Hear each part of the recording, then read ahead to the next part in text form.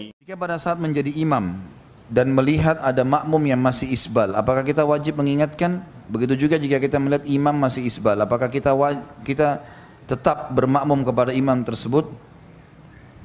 Ustaz mohon doanya untuk mertua saya yang dirawat di rumah sakit. Baik, tentu saja iya. Kalau kita lihat kemungkaran, isbal adalah haram dalam agama.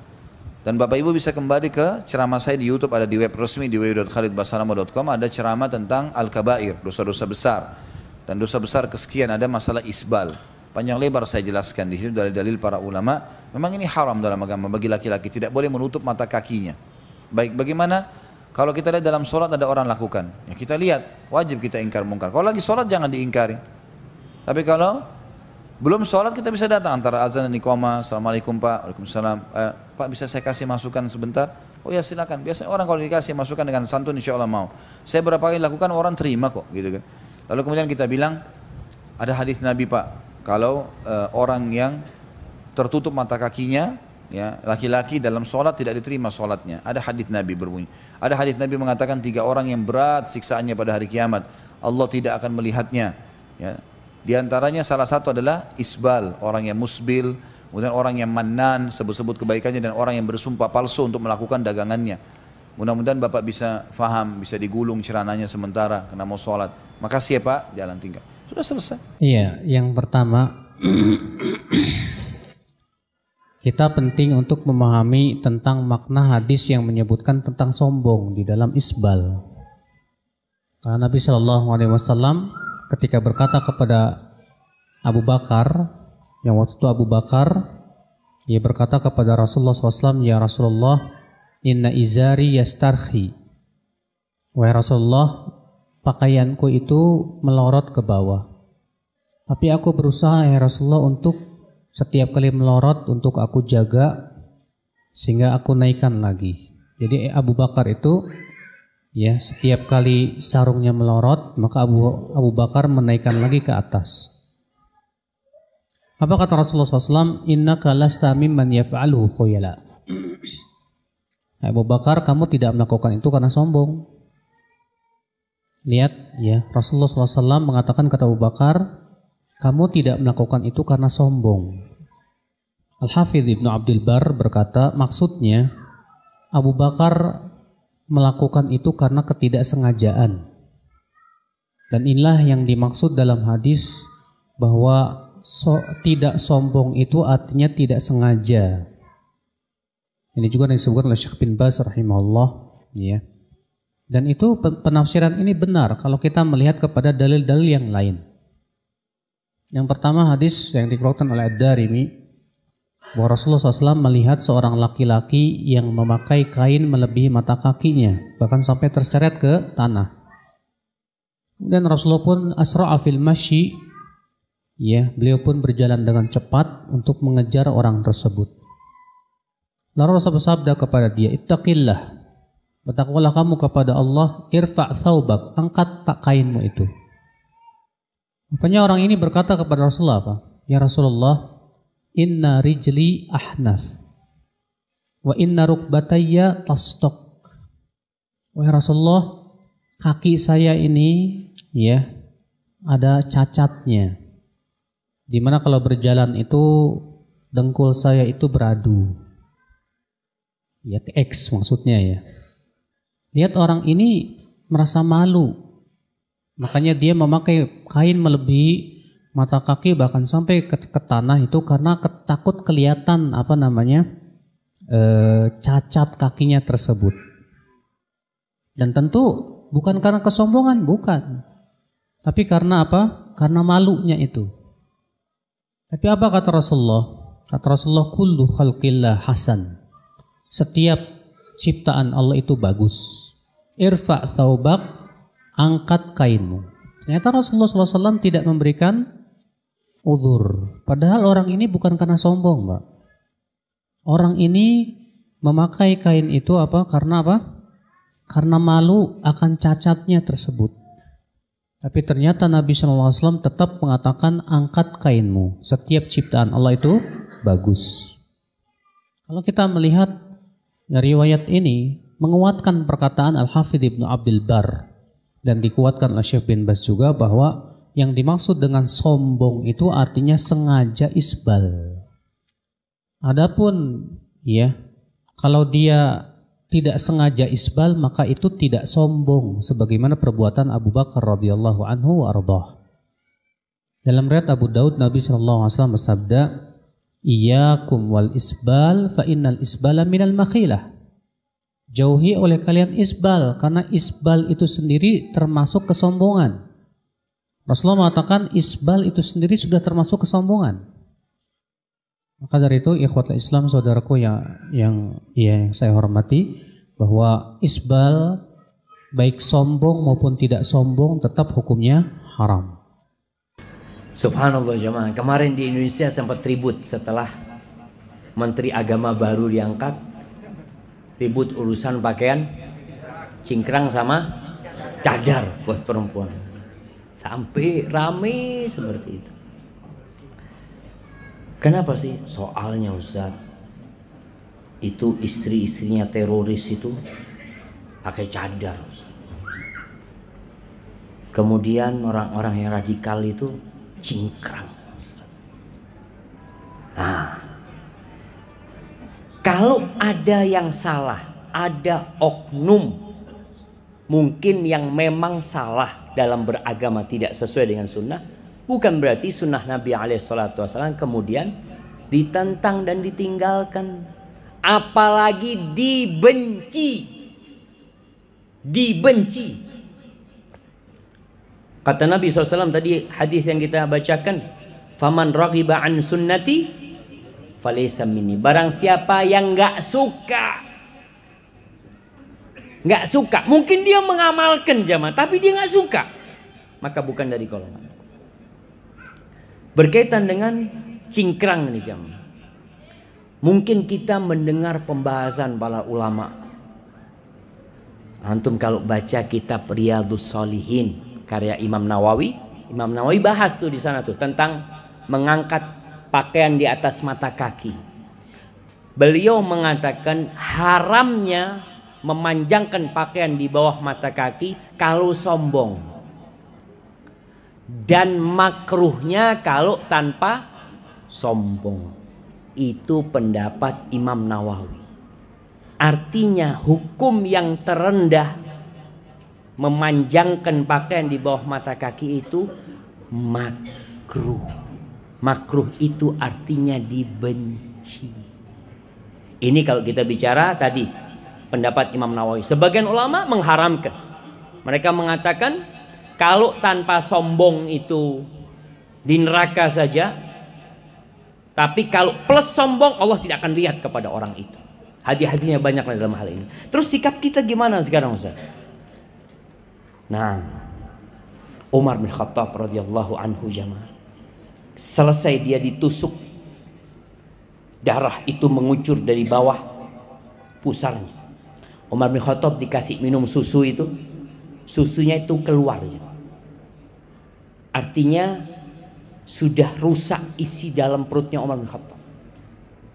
Dokternya itu mengatakan, ausi ya Amirul Mukminin, udah engkau wasiat sudah, udah nggak bisa selamatkan lagi. Lagi kondisi beliau di atas sakit seperti itu, ada seorang pemuda yang lewat di hadapan Umar bin Khattab radhiyallahu anhu. Dia bela sungkawa ya, memuji Umar bin Khattab radhiyallahu taala anhu. Kemudian dia pergi. Ketika pergi, dilihat pakaiannya itu menyapu lantai di bawah mata kakinya. Lalu Umar mengatakan, "Rudda alayya syab, rudda alayya syab." Kembalikan anak muda itu. Kembalikan anak muda itu. Setelah dikembalikan, Umar mengatakan kepada pemuda ini, irfa thawbak fa innahu atqa li rabbika wa anqa li thawbika. Umar mengatakan, angkat pakaianmu, sesungguhnya itu lebih bertakwa kepada Tuhanmu dan lebih bersih untuk pakaianmu. Itu Umar mengatakan itu. Pernah Nabi SAW melihat sahabat jalan, pakaiannya menyapu jalan. Lalu Nabi memanggil sahabat ini, mengatakan, ama fiyya qudwah. Dia mengatakan, apakah aku nggak jadi suri teladan buat engkau? Kata sahabat ini melihat, Fa idza izaruhu ila nisfis saq. Ternyata sarungnya Nabi SAW itu sampai setengah betisnya. Ini sarung Nabi ada sampai setengah betisnya. Jadi intinya kita kalau melihat ada perbedaan pendapat di antara para ulama yang mungkin jadi syubhat buat kita. Kalau syubhat itu ada yang mengatakan wajib, ada yang berpendapat wajib, ada yang mengatakan sunnah, maka ambil yang wajib. Lebih selamat buat kita. Artinya kan perintah, cuma perintah ini antara wajib dengan sunnah. Maka kita ngambil yang mana? Ya udah kita laksanakanlah. Orang nggak ada ruginya melaksanakan untuk menyelamatkan diri kita. Tapi kalau ternyata hukumnya antara makruh sama haram, ini ada yang mengatakan makruh, ada yang mengatakan haram, Ustaz. Yang lebih selamat yang mana? Tinggalkan. Yang bisa udah tinggalkanlah, lebih baik daripada ribut-ribut lah. Itu seperti itu. Maka mudah-mudahan itu memotivasi itu. Malaikat lebokno hambaku neraka. Malaikat takon, "Lho sebabnya apa? Celonone kedawan."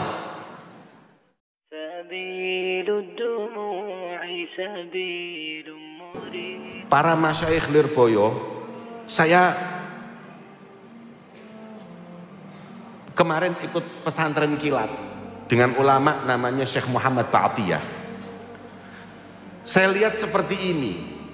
Kulo kali panjenengan para masyayikh, para ustadz Lirboyo, ya, saya wajih khitabi kepada para asatid agar memang betul-betul bisa nantinya mengajarkan kepada santrinya. Kita ini sudah pasti benar. Kita ini sudah pasti benar. Jalan kita ini jalan sawadul a'dham. Mayoritas umat Islam sedunia ini sama dengan kita. Saya kumpul ulama sedunia di CETS-nya 2 tahun yang lalu. Mereka sepakat, subhanallah, kesepakatan mereka bahwa ahli sunnah adalah mereka yang berpegangan dengan akidah Asy'ari atau Maturidi, atau berpegangan dengan 4 madhab, atau bertasawuf dengan tasawufnya Imam Junaid al-Baghdadi. Dan itu semua sebelum ulama sak donya kumpul nang ngene Rusia nang CETS-nya sudah ditulis oleh Mbah Hasyim Asy'ari dan Mbah Wahab Hasbullah dalam taktibnya NU. Kita ini sudah pasti, kita ini benar. Kalau kalian panjenengan ini pasti, saya berani yakin.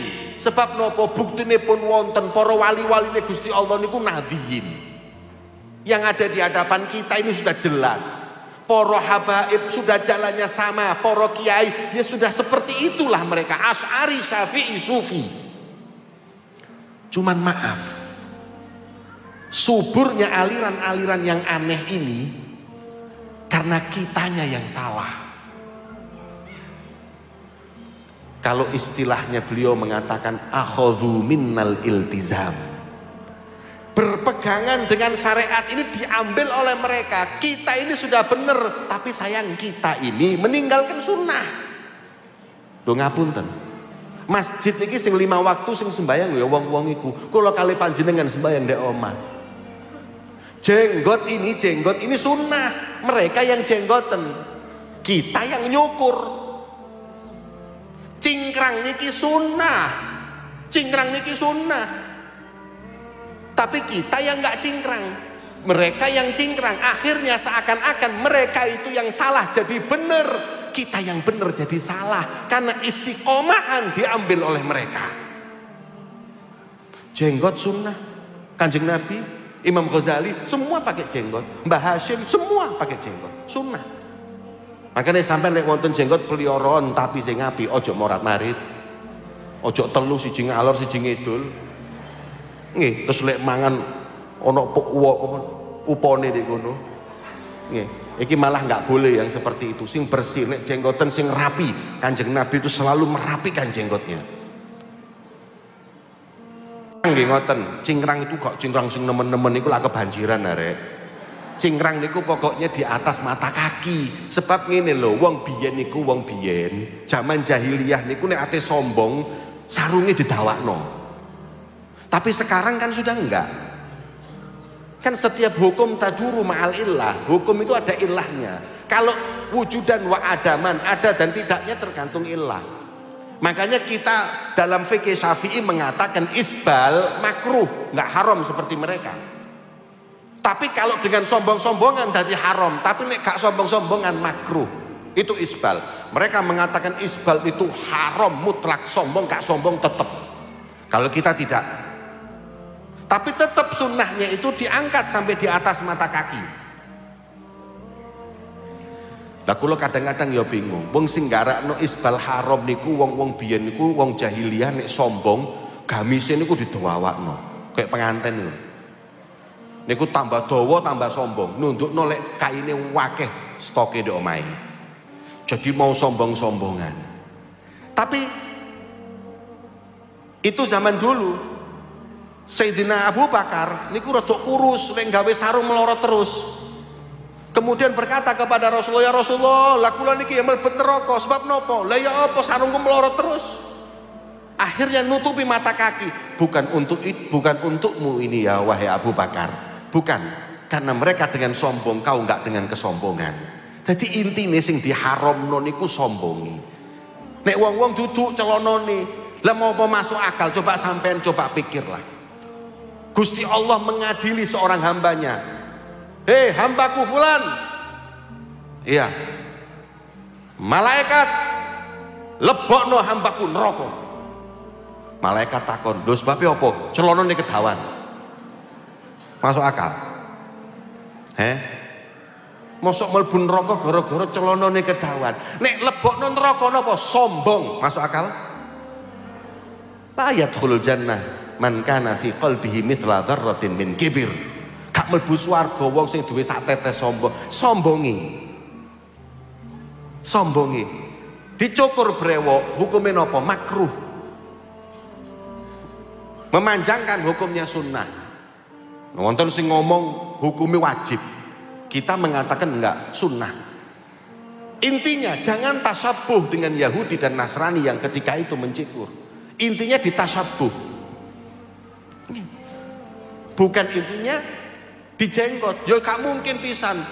Malaikat fulan lebokno neraka napa? Gak ono jenggote. Kan gak mungkin. Lho kadang zaman sakniki sing cingkrang ya kok sombong. Ini sing luwe medeni iku. Nek kula kali sampean kedawan sombong masuk akal. Lah niki wis cingkrang sombong lah luwe nemen iki wong-wong. Maka daripada itu para hadirin yang dimuliakan oleh Allah, kita harus istiqomah dengan apa yang diajarkan oleh guru-guru kita, para masyayikh kita.